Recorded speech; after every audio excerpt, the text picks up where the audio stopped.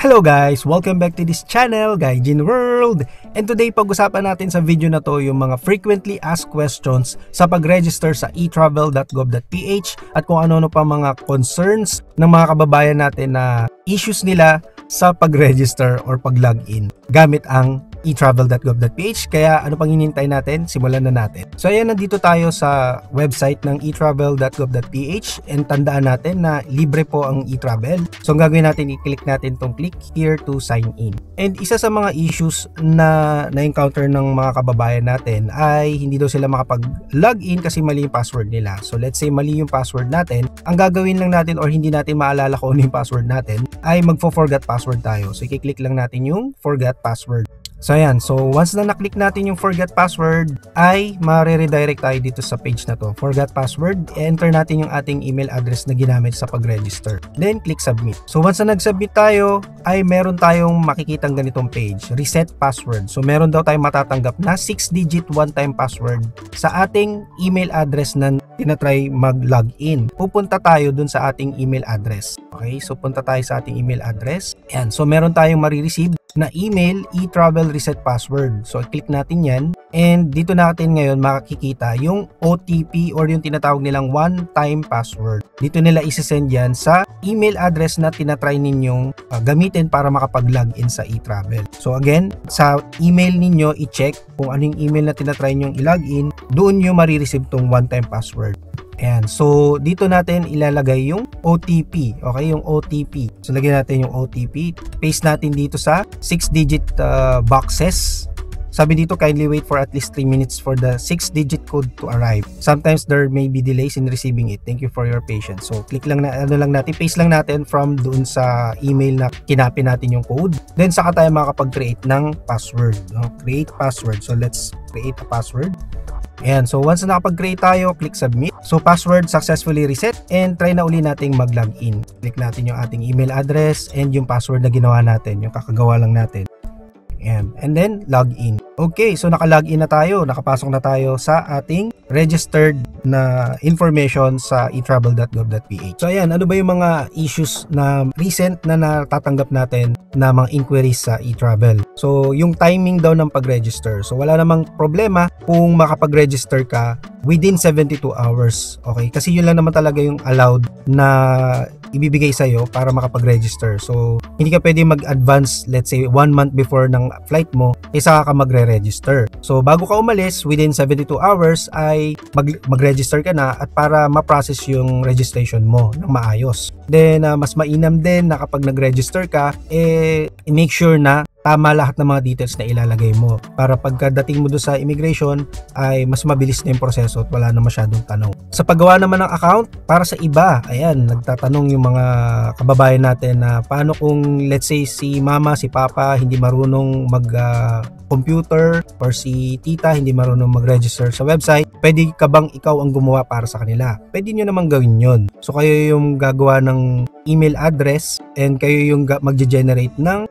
code para sa kanila or ng QR code, pero make sure na lahat ng details doon tama, na kapag sila ang nag-present nung QR code or nung details, pag nakita na immigration, talagang sa kanila yung mga information na yon. Okay? Make sure na tama yung ilalagay ninyo. Pwede nyo gamitin yung email address ninyo and merong feature naman si eTravel. So tignan natin. So ayan, nandito tayo sa page ng eTravel and let's say nakapag-register na tayo. Gagawin lang natin ay new travel, mag-click tayo ng new travel declaration. So i-click natin yung new travel declaration and dito nakalagay kung ano yung i-register mo. Ayan. So magre-register ka ba para sa sarili mo or para sa ibang tao? So let's say ikaw nga magre-register para sa family member mo, ito yung gagamitin mo for other family member. So email address mo yung ginamit mo pero magre-register ka para sa ibang family member. So ito yung i-click mo for other and then sunod-sunod na yan kung paano mo na-register yung sarili mo ay ganun mo din i-register yung bawat family member na kasama mo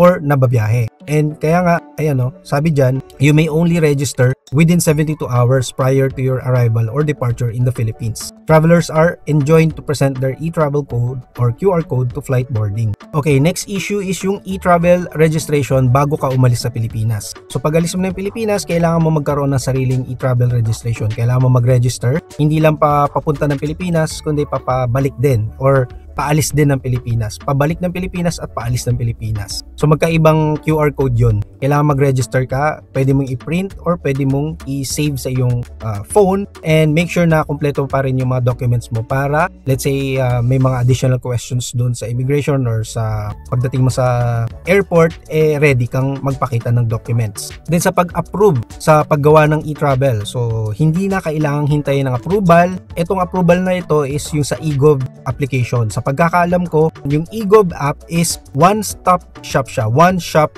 or ano ba tawag nila doon? One-stop shop. Lahat ng mga government facilities na pwede mong i-access online nasa egov.ph na or eGov.ph application. So, merong approval once na nag-register ka doon, may approval na hihintayin para magamit mo yung mga services. Pero yung e-travel, merong portion doon or feature na pwede mo ma-access yung e-travel sa loob ng eGov app. So, sa pagkakaalam ko, hindi mo naman kailangang hantayin yung approval, pwede ka na mag-register. Okay? Pero kung may issues within eGov app, so, pwede ka naman mag-register outside eGov app, gamitin mo yung etravel.gov.ph. And para naman dun sa mga foreigners na wala daw return ticket, okay, meron tayong nakakuhang inquiry na meron silang friend na foreigner and walang return ticket. So make sure na kahit naman hindi foreigner, make sure na yung purpose of travel ninyo, ipiliin yung mabuti kung ano yung talagang purpose of travel. Kasi kapag let's say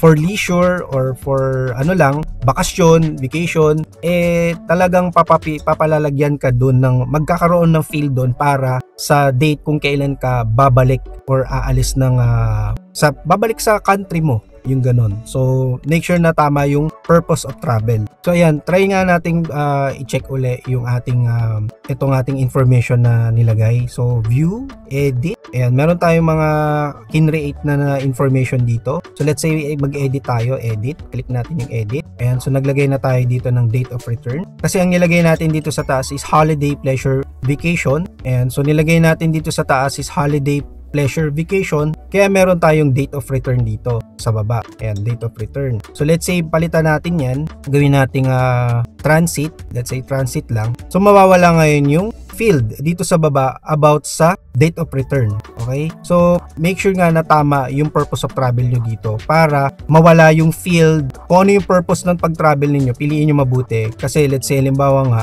pinili nyo yung vacation, lalabas ngayon talaga yung let's say kung work employment naman ang reason ng pag-travel ninyo, mawawala din dyan yung date of departure. Okay, kasi parang parang one way lang yung pagpunta nyo, 'di ba? One way lang yung pag-alis ninyo. So dito nyo yan sa purpose of travel magagawa. Ayan, balikan natin, try natin holiday, pleasure. So pag pinili nyo yon, lalabas na naman yung date of return. Ayan, so isa sa mga questions ay kung ano daw yung MPIN. So pinakita natin kanina sa start ng video na to kung ano yung MPIN. Marireceive yan doon sa email ninyo. Yung MPIN is yung Mobile Personal Identification Number. So one-time PIN yan na kapag nag-register kayo ay may marireceive kayo. Para lang yan added feature para ma-sure nila na human yung gumagawa ng registration. Then sa pag-register naman ng mga minor, pinakita natin kanina kung paano kayo mag-register. Puntahan nyo lang yung for others, family members, doon yung i-register yung mga minor. Kasi para makapag-register ka sa eGov, kailangan at least 18 years old ka, or sa etravel.gov.ph, kailangan